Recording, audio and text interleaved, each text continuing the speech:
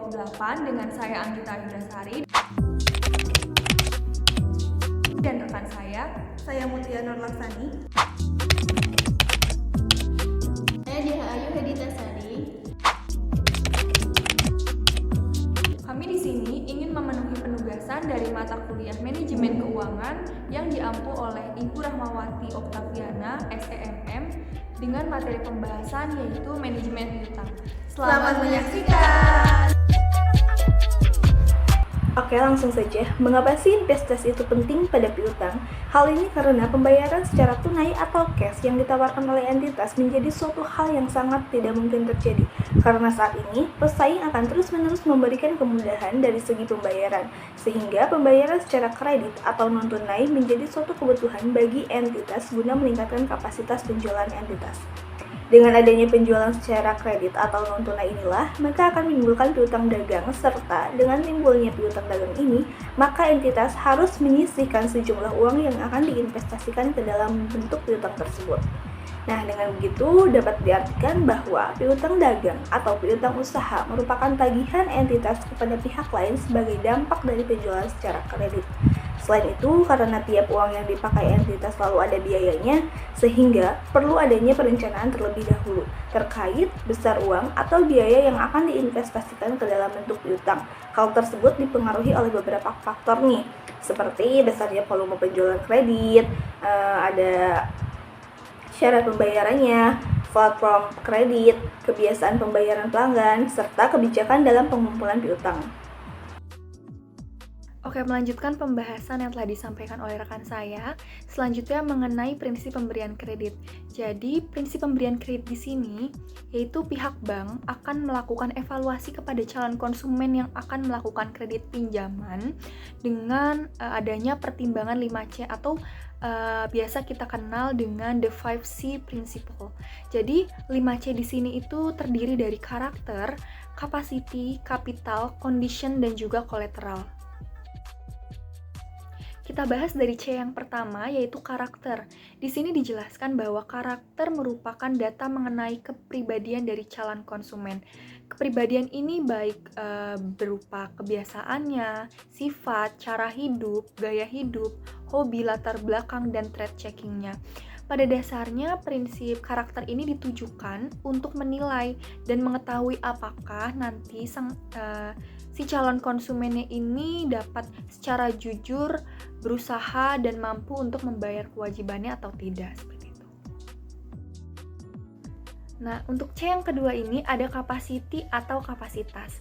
Di sini dijelaskan bahwa kapasitas merupakan data yang dilihat dari kemampuan calon konsumen dalam segi pengelolaan usahanya yang bisa dilihat atau dinilai dari pengalaman, pendidikan, bagaimana dia mengelola usahanya, atau dapat nilai dari riwayat perusahaan yang pernah dikelola oleh calon konsumen tersebut. Atau dengan kata lain, pada capacity ini atau kapasitas ini pihak bank akan melakukan survei. Nah, survei ini meliputi tempat usaha si calon konsumen, kemudian tempat tinggal, dan juga tempat di mana dia bekerja gitu. Pada dasarnya capacity ini merupakan pengukuran untuk menilai kemampuan si calon konsumen dalam membayar kewajibannya gitu. Nah, untuk C yang ketiga di sini ada kapital atau modal. Di sini dijelaskan bahwa kapital merupakan data penilaian yang dilihat dari sisi kondisi kekayaan yang dimiliki oleh calon konsumen dan bagaimana dia mengelolanya. Jadi, pihak bank itu bisa melihat gitu, jika si calon konsumen memiliki perusahaan, bisa dilihat atau dinilai dari bagaimana laporan keuangan perusahaannya. Apakah perusahaannya itu mengalami untung atau rugi, kemudian juga bisa dilihat dari struktur ekuitasnya dan juga keuntungan lainnya seperti return of equity ataupun return of investment.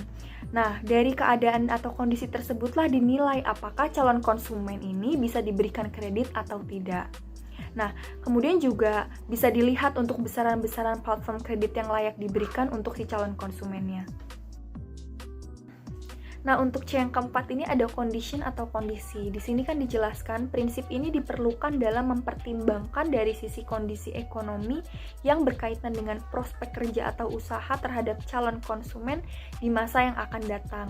Kondisi perekonomian ini dibutuhkan karena ada suatu usaha yang bergantung dari sisi perekonomian.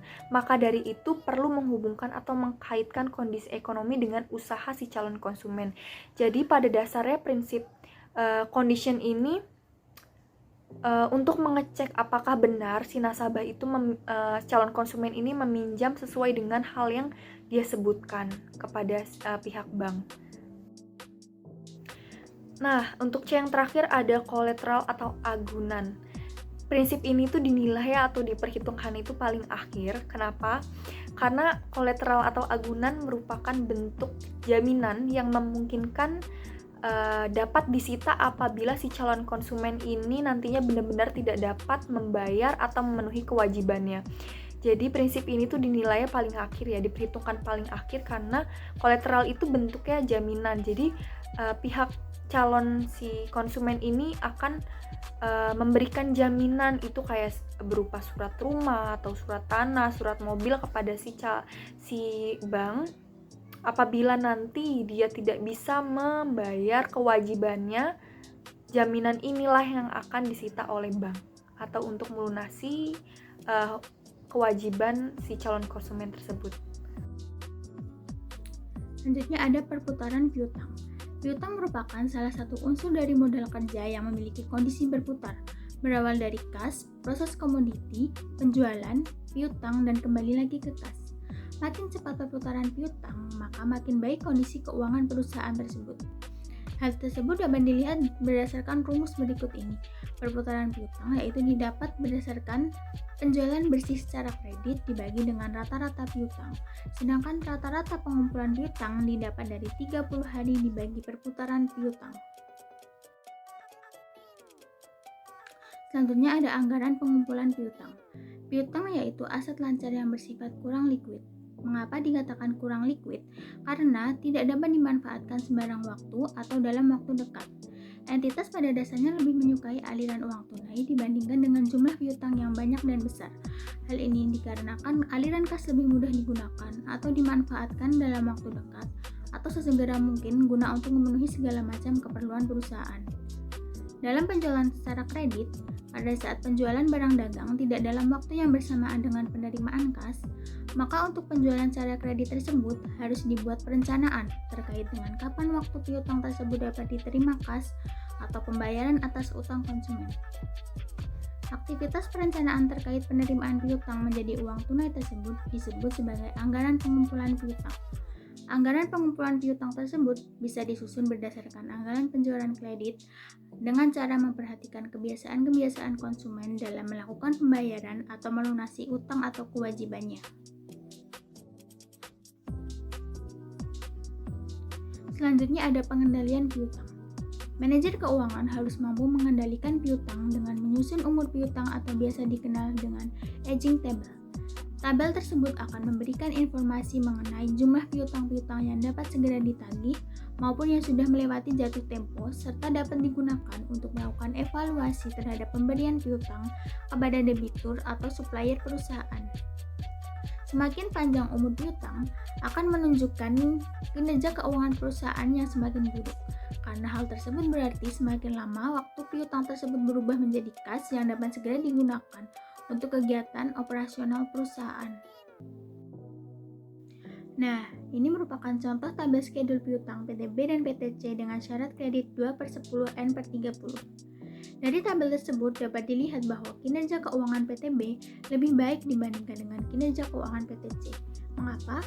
Karena dalam tabel tersebut, supplier PTB yang melakukan pembayaran tepat waktu pada periode diskon sebanyak 80% dan sebanyak 20% tidak membayar pada periode diskon, namun membayar tepat waktu yaitu 30 hari. Manajer keuangan harus melakukan kontrol yang ketat terkait dengan jangka waktu penagihan dan skedul umur piutang. Jika terlihat bahwa jangka waktu penagihan piutang semakin panjang dan semakin banyak rasio umur piutang yang melewati jatuh tempo, maka diperlukan adanya peninjauan ulang terkait dengan kebijakan penjualan secara kredit. Nah, dalam manajemen piutang ini, seharusnya perusahaan memiliki kebijakan penagihan kredit, di mana kebijakan penagihan ini dilakukan dalam rangka pengumpulan piutang usaha saat jatuh tempo. Dengan kebijakan ini, perusahaan dapat mengevaluasi tingkat biaya piutang tak tertagih yang juga dikaitkan dengan kebijakan penjualan kredit perusahaan.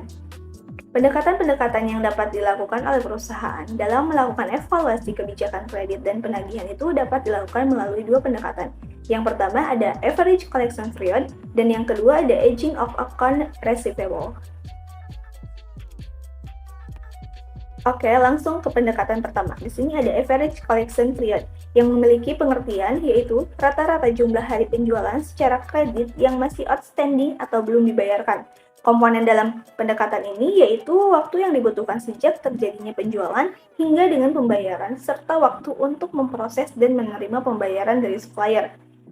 Rumus dari pendekatan ini yaitu average collection period sama dengan account receivable dibagi dengan average sale per day.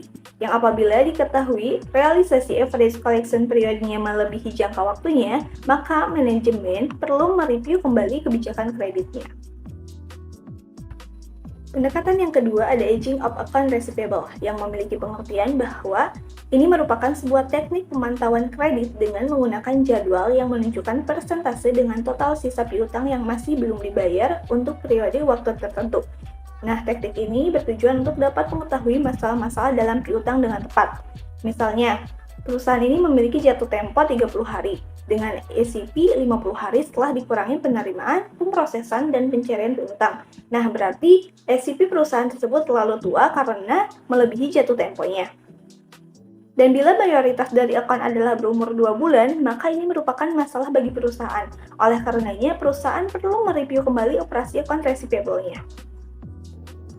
Sekian materi yang dapat kami sampaikan. Semoga pembahasan ini bermanfaat. Wassalamualaikum warahmatullahi wabarakatuh.